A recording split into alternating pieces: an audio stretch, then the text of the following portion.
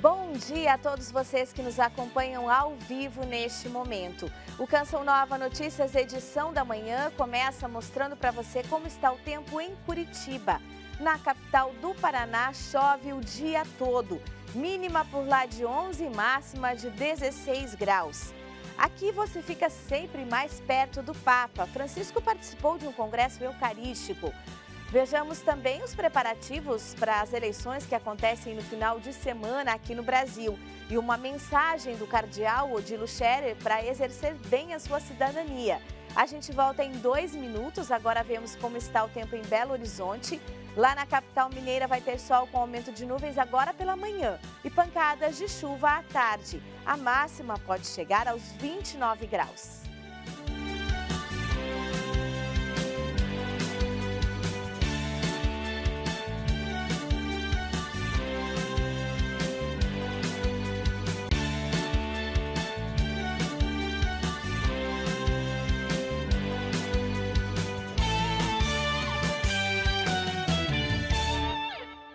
Dois eventos marcaram a agenda do Papa Francisco nesse fim de semana. Lá de Roma, a Danúbia Gleiser conta pra gente. Bom dia, Danúbia. Bom dia a você e a todos que nos acompanham. Na manhã de sábado, o Papa se reuniu com pelo menos 1000 jovens do mundo da economia em Assis, na Itália. O encontro A Economia de Francisco, iniciativa desejada pelo Papa desde 2019, tem por objetivo usar o talento e entusiasmo e criatividade dos jovens para iniciar um processo de renovação da economia voltada aos pobres, ao bem comum e ao cuidado com a criação. Após vários momentos musicais e teatrais e os depoimentos de 8 jovens, Francisco exortou dizendo em seu discurso que uma nova economia, inspirada em Francisco de Assis, hoje pode e deve ser uma economia amiga da terra e uma economia de paz. Trata-se de transformar uma economia que mata numa economia de vida, em todas as suas dimensões. Ao final do evento, teve a leitura e assinatura do pacto no qual se comprometeram a gastar suas vidas para que a economia de hoje e de amanhã se torne uma economia do Evangelho. E na manhã deste domingo, o Papa Francisco foi à cidade de Matera, na região do sul da Itália, para o encerramento do 27º Congresso Eucarístico Nacional, que teve como tema Voltemos ao Sabor do Pão por uma igreja eucarística e sinodal. A missa foi celebrada no estádio municipal com a participação de cerca de 12.000 fiéis. Em sua homilia, o pontífice refletiu a parábola do rico e do pobre Lázaro e expressou como é triste também hoje esta realidade quando confundimos o que somos com o que temos. E também exortou que é a religião do ter e do aparecer que com frequência domina o cenário deste mundo, mas no final nos deixa de mãos vazias. Ao final da celebração, o Papa rezou o Ângelus e fez seu apelo de maneira especial por Mianmar, Ucrânia e Camarões. A respeito de Mianmar, recordou que há mais de 2 anos o país sofre com graves confrontos armados e violências e que causaram muitas vítimas e deslocados. O Papa mais uma vez rezou pela Ucrânia, pedindo a intercessão de Maria, Rainha da Paz. E, por fim, Francisco se uniu ao apelo dos bispos de Camarões pela libertação de 8 pessoas sequestradas na região e rezou que o Senhor dê a paz aos corações e à vida social daquele querido país. De Roma, Danúbia Gleiser para o Canção Nova Notícias, edição da manhã. Hoje é o dia de São Cosme e São Damião. A Aline Mécio traz um pouco da história desses 2 santos. Bom dia, Aline. Isso mesmo, Adelita. Bom dia a você, bom dia a todos que acompanham o Canção Nova Notícias. Olha, São Cosme e São Damião, que são considerados padroeiros dos médicos e farmacêuticos. Mais cedo, para conhecer um pouquinho mais da história desses irmãos gêmeos, eu conversei com um pároco de uma paróquia dedicada a São Cosme e São Damião, lá em Andaraí, no Rio de Janeiro. Vamos conferir. Nasceram na Arábia. Foram estudar na Síria, na época, um grande centro de estudos e formação. Lá se especializaram na medicina e foram exercê-la. Atendiam gratuitamente os seus pacientes e operavam curas não só pela sua capacidade de estudos, como também operavam curas milagrosas. Foram acusados de bruxaria e de feitiçaria e levados ao tribunal. Foi-lhes pedido que renunciassem à sua fé, mas eles fizeram o contrário. Reafirmaram que realizavam curas em nome de Jesus. Então foram condenados. Experientes atiradores os flecharam, mas não conseguiram matá-los. Depois, então, tentaram afogá-los. Eles não morreram. Foram lançados no fogo para serem queimados, mas os anjos os salvaram. Finalmente, então, foram decapitados, mas não renunciaram à sua fé. Ainda hoje, são muitos os milagres realizados por estes santos. Aqui na nossa Sala dos Milagres, nós temos o testemunho, vários ex-votos desses milagres que ainda hoje são realizados por estes santos. Um dos mais interessantes trata-se de uma cadeirinha de crianças usada nos automóveis, em que os pais sofreram um acidente de carro e a criança voou naquela cadeirinha para o outro lado da rua e manteve-se praticamente intacta. Um grande milagre, um grande salvamento. Nós queremos, nesse dia, louvar e agradecer a Deus pela vida desses santos. Agora a gente fala de eleições. A ativação do aplicativo e-Título nos celulares pode ser feita até o próximo sábado, vésperas das eleições, porque no dia da votação isso não será possível. O Francisco Coelho fala ao vivo de Brasília sobre as notícias dessa semana tão decisiva para todos nós brasileiros. Bom dia, Francisco.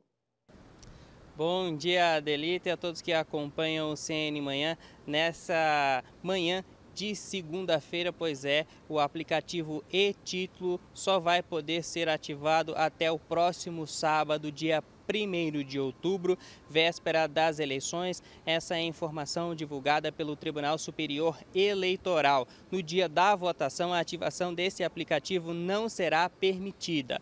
No aplicativo e-Título é possível consultar o local de votação e, com novas funcionalidades, também encontrar vídeos de como funciona a urna eleitoral e um sistema que vai permitir a localização da sua sessão eleitoral. Você aperta no aplicativo e-Título e vai poder encontrar o caminho mais rápido, traçar a rota mais rápida para chegar até a sua sessão eleitoral.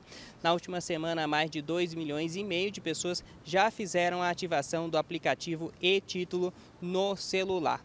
A consulta do local de votação também pode ser feita através do site do Tribunal Superior Eleitoral. É o tse.jus.br/eleitor. Ele vai poder fazer essa consulta utilizando apenas um número do CPF, claro, se tiver o número do título de eleitor também, e vai digitar a data de nascimento e o nome da mãe. É importante consultar esse local de votação, porque alguns tribunais regionais eleitorais dos estados e do Distrito Federal tiveram que alterar as sessões eleitorais e aí você vai poder votar em um local diferente do que você vota habitualmente. Então, por isso é importante fazer essa verificação. No dia da eleição vai ser possível utilizar o aplicativo e-Título como documento oficial, mas também pode ser utilizado outros documentos oficiais com foto.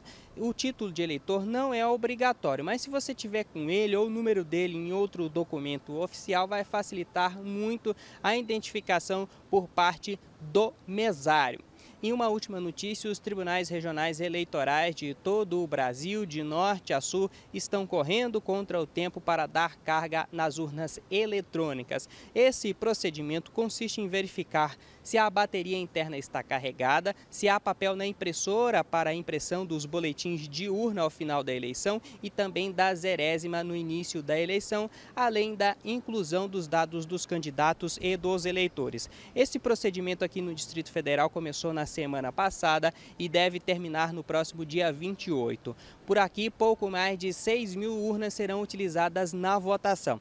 No estado do Acre, por exemplo, pouco mais de 2.000 urnas serão utilizadas. Já no estado de São Paulo, o maior colégio eleitoral do país, são mais de 115.000 urnas eletrônicas. Em todo o Brasil, 577.000 urnas eletrônicas serão utilizadas nessas eleições. Então a gente tem até o próximo sábado para escolher bem o candidato e se preparar para o dia da votação. Eu volto com vocês nos estúdios em São Paulo. Tenha uma abençoada semana. Obrigada para você também, Francisco. E nessa semana, de reta final para as eleições aqui no Brasil, tem mensagem dos bispos para todos os eleitores. Veja o que nos diz o arcebispo de São Paulo, cardeal Odilo Scherer. A mensagem, primeiramente, é uma conclamação a participar das eleições. Esse é o momento de exercer o direito e também o dever de cidadania, momento de escolha dos que devem governar nos vários níveis e também os que devem fazer leis e acompanhar, controlar o governo no Parlamento Nacional e também no Parlamento Estadual. Então é um momento importante da vida nacional e todos deveríamos, como cidadãos, participar conscientemente, com muito desejo de edificar um Brasil bom daqui por diante, bom para o futuro. Segundo, a mensagem é de ter consciência de que o nosso voto conta. Ninguém imagine que seu voto não conte. Nosso voto conta.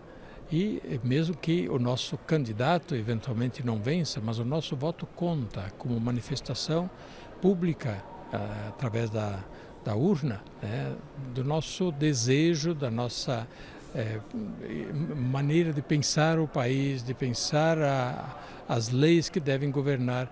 Nosso voto é importante. Então, não deixar de expressar-se através do voto. E a sua convicção se expressa através do voto. Terceiro, conhecer bem os candidatos. Conhecer os candidatos para votar naqueles que tiverem projetos bons para o Brasil, bons para a sociedade. É claro, cada um tem as suas convicções e vai escolher os candidatos de acordo com as suas convicções. Não vai escolher candidatos que têm convicções contrárias ou projetos contrários às próprias convicções. Isso é importante dizer neste momento. Por isso, o eleitor precisa olhar muito conscientemente, afinal, qual será o programa, qual será o projeto, qual será a postura desse candidato se ele for eleito e o que ele vai fazer com o voto que eu der para ele. Porque o voto, de alguma forma, é um apoio àquilo que no futuro este candidato, se for eleito, fizer. Portanto, eu não vou dar apoio para ele fazer alguma coisa que é contrária às minhas convicções. A seguir, vamos ver como fica o tempo em todo o Brasil e também as notícias internacionais. A gente vai para um rápido intervalo com imagens de Brasília. A capital federal vai ter sol com aumento de nuvens agora pela manhã e pancadas de chuva a partir da tarde. A máxima chega aos 28 graus.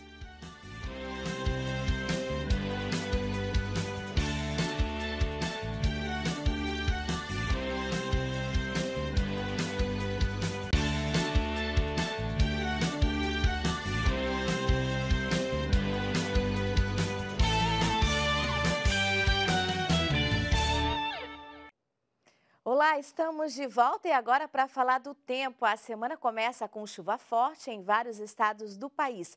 Vamos conferir na previsão. No sul, tempo nublado em grande parte do Rio Grande do Sul, com chuva a qualquer hora do dia. No Paraná, risco de chuva volumosa no norte do estado. Em Santa Catarina, chove a qualquer hora. No sudeste, a chuva aumenta em São Paulo, Minas Gerais e Rio de Janeiro. Tem risco de temporais com raios e queda de granizo. A mesma coisa acontece no centro-oeste. Chove em toda a região, mas as temperaturas permanecem altas. Chove também em toda a região norte, principalmente no Amazonas e no Acre, onde as pancadas são acompanhadas de trovoadas e queda de granizo. Já no Nordeste, a instabilidade se concentra no Maranhão, sul da Bahia e em toda a faixa litorânea. O interior da região tem tempo seco e temperaturas altas. O resultado das eleições da Itália está entre os destaques internacionais deste início de semana. O plano econômico do Reino Unido abala investidores, esse é o destaque do New York Times. Os mercados asiáticos caíram em meio a preocupações com uma possível recessão global desencadeada por taxas de juros mais altas, escassez de energia e inflação em alta. A libra caiu brevemente para uma baixa recorde em relação ao dólar, com os investidores temendo que os cortes de impostos britânicos superestimulassem a economia do país. A extrema-direita vence as eleições pela primeira vez na Itália. A notícia é destaque do El País. Resultados quase finais mostram que os irmãos da Itália foram os mais votados. Os resultados mostraram que a coalizão de centro-direita obteve cerca de 44% dos votos parlamentares. Direita radical vence eleição na Itália. A notícia é destaque do Deutsche Welle. Nacionalista, Irmãos da Itália é o partido mais votado. A aliança ultraconservadora deve formar o novo governo do país. Giorgia Meloni pode se tornar a premier.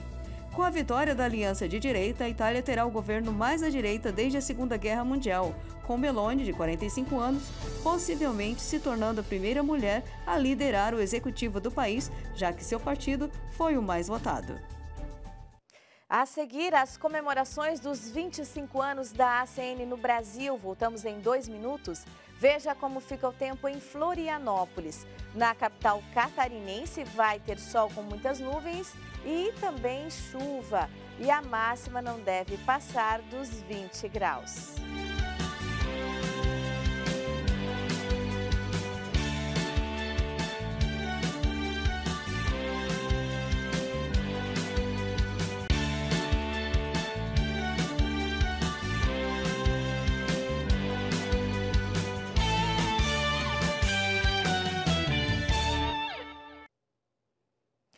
A Fundação Pontifícia Ajuda a Igreja que Sofre completou 25 anos de serviços no Brasil. Emerson Tersigni acompanhou as comemorações e traz as informações. Bom dia, Emerson. Bom dia, Adelita. Bom dia a todos os que acompanham o Canção Nova Notícias, edição da manhã. Uma Santa Missa aconteceu aqui no Santuário Nacional de Aparecida neste domingo para celebrar os 25 anos de atuação da Ajuda à Igreja que Sofre, a ACN, aqui em nosso país. O dia foi de ação de graças a Deus por tantas bênçãos derramadas neste trabalho que tem como objetivo enxugar as lágrimas de Cristo no próximo, sem deixar de lado a esperança em dias melhores. Dom Bernardino Marquió, bispo emérito de Caruaru, Pernambuco, conversou com a nossa reportagem, ele que celebrou a Santa Missa em comemoração ao jubileu da ACN e falou um pouquinho mais dos trabalhos desenvolvidos pela Ajuda à Igreja que Sofre. Vamos conferir um trecho a partir de agora. Antes eu conhecia Padre Berenfried, um fundador desta instituição que fez tanto bem à igreja, aos pobres, aos seminários, à vida religiosa, à difusão da palavra, da Bíblia. Quantas coisas boas aconteceram aqui no Brasil e no mundo inteiro. Este trabalho continuou, se multiplicou e agora nós agradecemos a Deus. Para ajudar a ACN, basta acessar o site acn.org.br. Repetindo mais uma vez, acn.org.br. De Aparecida, Emerson Tersigni para o Canção Nova Notícias, edição da manhã. Em Portugal, diversos eventos têm sido realizados para debater e conhecer mais sobre a Jornada Mundial da Juventude, que vai acontecer no país no ano que vem. Em Fátima, profissionais da mídia conversaram sobre a estrutura e os desafios para a realização do maior evento jovem do mundo, a Jornada Mundial da Juventude, que será realizada em Lisboa nos dias 1 a 6 de agosto. O Papa Francisco e os jovens são juntos os protagonistas do encontro que completa 38 anos. Dom Américo Aguiar, presidente da Fundação JMJ 2023, destacou a particularidade do evento em terras lusitanas. Vai ser muito o cruzamento do Brasil e de Portugal, com a simbologia do Cristo Redentor e do Cristo Rei, os braços abertos. Os desafios para a realização são diversos, entre eles a preparação logística e estrutural. Aquilo que estamos sempre a falar de todas as pessoas se sintam convidadas para a jornada. Comunicar um evento de grandes proporções se insere no contexto dos desafios e foi este o tema central das jornadas. O primeiro princípio é ser coerente e verdadeiro com a identidade do próprio evento. Para mim é muito claro que estamos perante um evento singular, único, e, portanto, tem que ser tratado como tal. Para a jornalista Alberta Fernandes, a grandiosidade do encontro é já um grande desafio para a cobertura. Não falo só para os católicos, eu falo sobretudo para os não católicos, para aqueles que não têm fé. E, portanto, eu tenho que lhes falar deste evento como um evento religioso, mas também tenho que lhes dar as outras características deste evento. Desde já, muita expectativa para a JMJ em Portugal. E o Canção Nova Notícias fica por aqui. Hoje encerramos com imagens lá de Salvador, na Bahia. Fique com Deus. Ótima semana para você e até amanhã.